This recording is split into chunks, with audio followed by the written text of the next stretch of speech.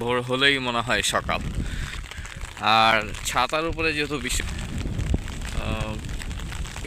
আমি এই মুহূর্তে যে ভিডিওগুলো করছি, আসসালামু আলাইকুম, কেমন আছেন সবাই? আশা করছি ভালো আছেন। বরাবরের মতো আমি আবারও হাজির হয়ে গিয়েছি এই বাংলাদেশও তুলে ধরার জন্য। এখন সম্ভবত না, 5:35 সকালবেলা, ভোরবেলা। এর আগে থেকেই কিন্তু এই চিত্রগুলো আমি লক্ষ্য করছি, বেশ কিছুক্ষণ আগে থেকেই, আরও ঘন্টাখানেক আগে থেকে, যেহেতু এখানে খোলামেলা জায়গা। সো আমাদের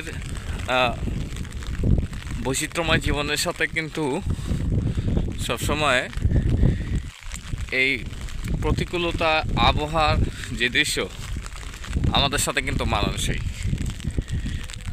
আমরা সবসময় এই প্রতিকূলতাকে মোকাবেলা করেই কিন্তু থাকি। এখানে বোঝা যাবে কিনা বৃষ্টি পড়ছে নিশ্চয়ই। ছাতার উপরে পড়াতে যে আওয়াজটা হচ্ছে আপনারা নিশ্চয়ই জানেন, শুনবেন মনে হয়। তীব্র বাতাসের গতিবেগ মোটামুটি আছে, যার জন্য ছাতা আমি করতে পারছি না,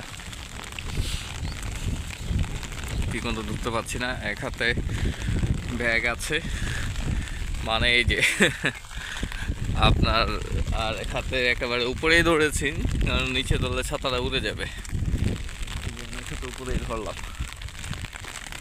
সব বৃষ্টিময় সময়ের সাথে আমি ভাবলাম যে একটু আপনাদেরকেও দেখানোর চেষ্টা করি, ভালো লাগে। আর এরকম ফাঁকা রাস্তা, যারা শহরকেন্দ্রিক, শহর অঞ্চলের আমার মতো আপনারা নিশ্চয়ই এরকম, যারা কন্টেন্ট তৈরি করেন, তারা এরকম জায়গা পেলে আমার মনে হয় না আপনারা মিসিং করবেন।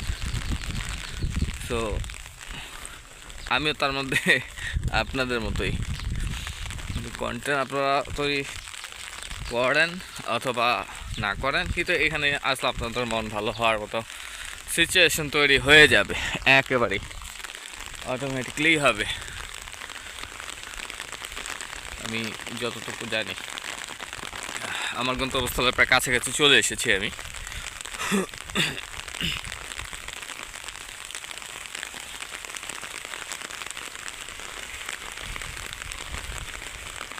আপনারা দেখতে পাচ্ছেন পুরোটা রাস্তা ফাঁকা। এখানে না হলেও মিনিটে 2 মিনিট 3 মিনিট পর একটা ছোট অটো যায়, সেটাও নেই।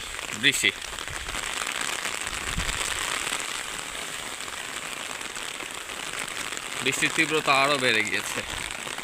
এখন যাচ্ছিল, মানে আমি ক্যামেরাটাও ঠিক মতো ধরতে পারছি না, মানে যেদিকে যাই সেদিকেই, যে অ্যাঙ্গেলে আমি ক্যামেরা ঘোরাবো না কেন পারতেছি না। So thank you so much যারা ভিডিওগুলো দেখেছেন, ধন্যবাদ আপনাদেরকে।